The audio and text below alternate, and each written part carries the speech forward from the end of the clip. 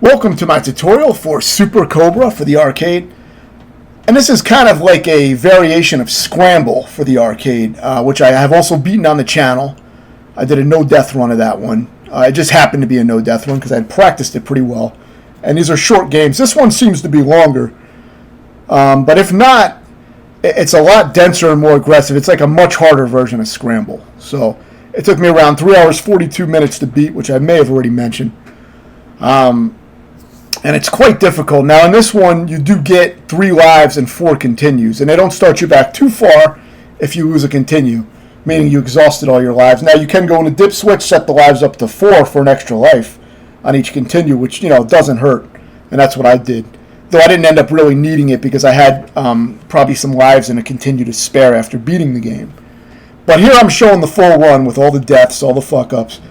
I was using a turbo controller, which does have some disadvantages. There's a lot of gaps in the firing, if you notice. There's these big gaps in the chains of bullets.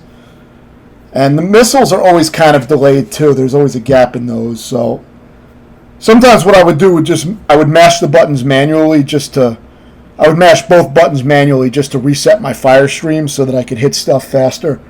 So I do a little bit of that, too, with the turbo.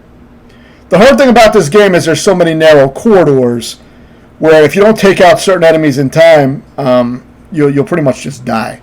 They can just pop up on you or fire at you at a really close quarter range. It's pretty much nothing you can do if you haven't dealt with it already, meaning cleared out the enemies. So this is a game, as hard as this game is, you're really going to want to practice this one with save states and practice specific sections that may be giving you trouble. So at first, maybe just play the game normally, see where you get. And then for your second attempt, that's when I would recommend start making some saves and just practice your way through all of the 11 areas. And then you'll have a much better chance of beating the game. So I had mapped the buttons wrong for a while to where I would press one of the buttons. Instead of continuing, it would reset the game.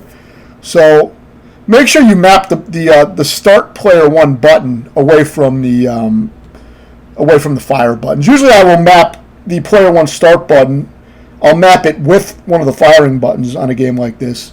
For most games it's not a problem, but for this it will start you from the beginning of the game. You won't be able to use all your continues. So make sure you have that taken care of. Map it away from there. And you want to start, if you want to continue, you want to press the fire button to continue, not the Player 1 Start button, is basically what I'm getting at. So now, a good way to deal with some parts like these is to kind of move up and down in a wave pattern, and so that your bullets kind of move out like in a wave, and it has a better chance of hitting these guys that are spazzing out up and down constantly. So I do like to kind of move up and down to increase my chances, get more bullet coverage, basically, is what I'm trying to do.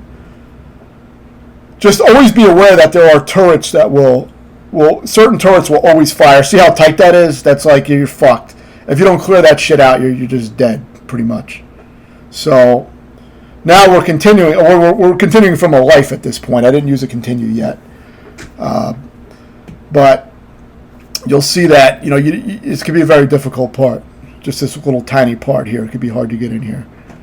Eventually, you should be able to get in, but these are parts that you're going to want to practice because you could drain all your lives and continues on one stupid part like that. I mean, the game is hard enough to where it can only take one section to totally wipe out your 16 lives or whatever it is you have. You don't earn any 1-ups by points that I could see. Now, another thing is you're supposed to bomb these fuel tanks occasionally to get fuel back. But if you're not surviving for super long on each life, you're probably not going to run out of fuel. But me, I don't really focus on them. I just kind of let my bombs drop wherever they go. And occasionally, if I'm about to die from running out of fuel, it'll start making a beeping sound. If that happens, then I may try to get close to the fuel tanks and manually fire my bombs, because when they're on turbo, there's going to be a big gap. So if you manually fire them every once in a while, you can get a little bit more of a precise shot. Same with the bullets.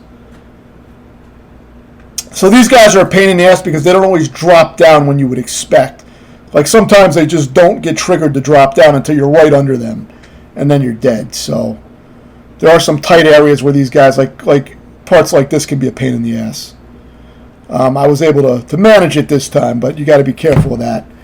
If you can, try to take the ones out that you can, because then you don't have to worry about when they drop down. Now, for turrets like that, it's better to wait for them to fire maybe once or twice, and then go. I think you can wait for them to fire once and then move, if I remember right. Little hazy for me, but a lot of times I will wait for them to fire twice for whatever reason. There may be a bigger gap after the second flurry of bullets, but either way, this is stuff you want to learn with save states. Make sure you got down the patterns. And near the end, it gets very hard with some of the maneuvering you have to do, which I actually did pretty shitty on this run, but I'm showing the full run. I just wanted to show it in all its glory. I could have edited and spliced in better scenes like I do with some of my tutorials, which I always mention when I do that. I could have put in some of my better gameplay segments, but I didn't want to bother for this because I'm just showing, completing the game, and I didn't want to go hunting for my best runs of every little section for this game. I mean, it was hard, but it wasn't like an insane game or anything, but it's tough.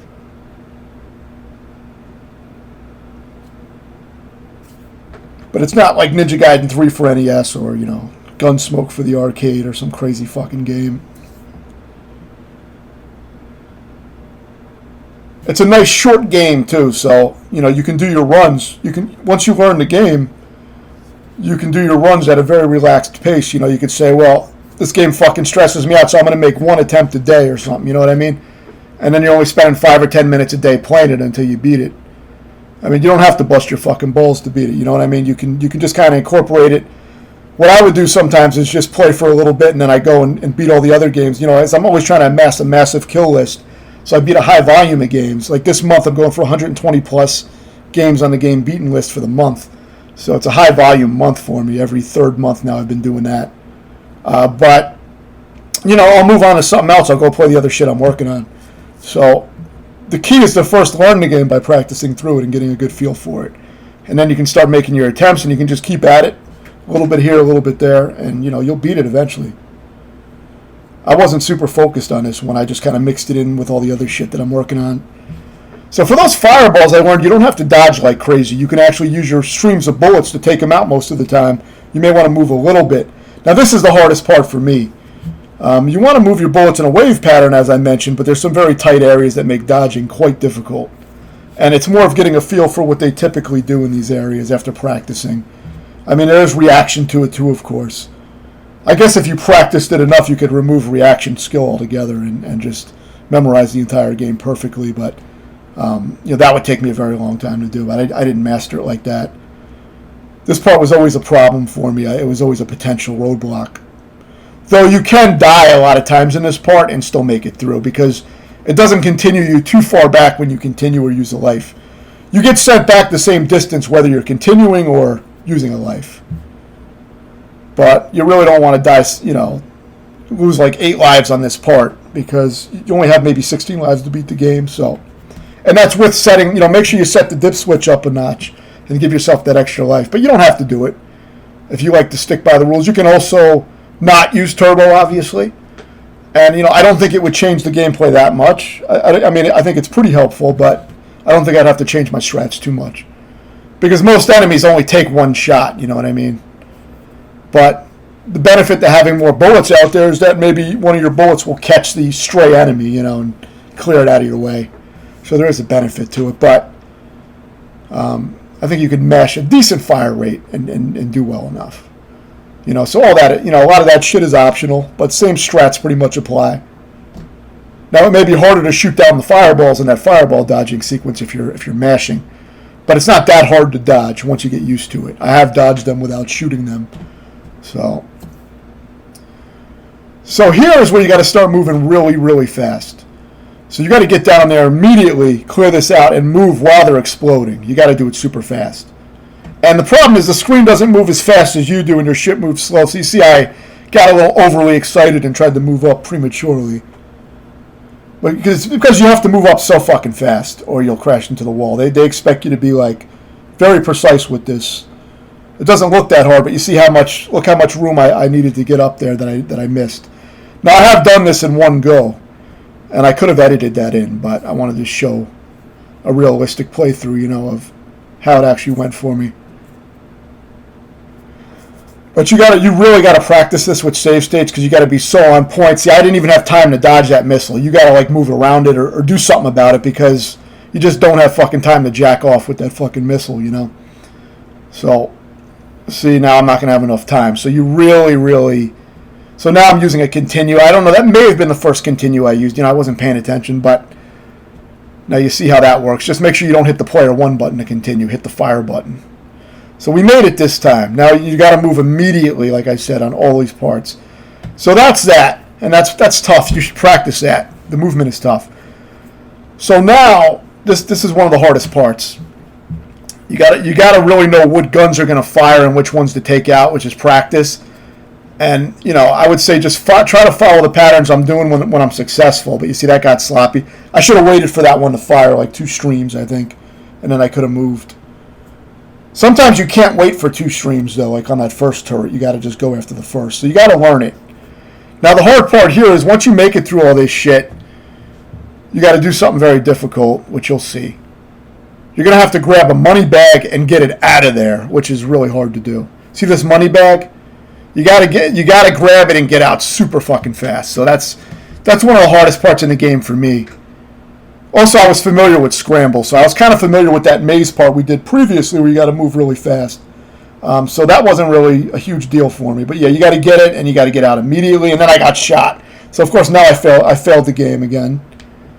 So now I got to redo this. Now if you destroy the money, I think they make you do the whole sequence over. See, booty destroyed. So now I get to do the whole sequence over again. It's a short sequence, but it's just very easy to fuck up. So here we go again. We're going to try to extract this fucking thing. But you'll see, you really want to, that's why I say practice with saves. You got to have it really down to muscle memory as best you can. See, I tried to get down there fast, fucking missile that time. There's always something. It's like, you know, you think you're going to get it, and there's always some bullshit. It's just the nature of the game. But eventually, you see, now I'm going to get penalized again. So, you know, it's going to be like, you failed, try again. So that's what happens if you fuck it up for long enough. So now we're doing the sequence over again. But you really got to know when to move, which ones are going to fire, and all this memorization type of shit. It's just path, path memorization, routing, basically. So grab it, get out of there. Hopefully you can shoot these things on the way up. I almost got shot again. You saw how hard it was. So yeah, it's pretty damn aggressive. Now after this, it's going to be a harder second loop. And I did get a few stages into the second loop before I wasted all my continues and everything. But I didn't want to bother showing that since I just wanted to explain how to actually beat the game. Because for these old arcade games, I consider completing a single loop as beating the games most of the time. That's usually my win condition for these games. And I use that for Atari 2600 games and a lot of games that don't have clear endings. A lot of them were score-based. So I had to make a win condition if I want to have an incentive to actually work on them and try to beat them. So I made my own rules with all that.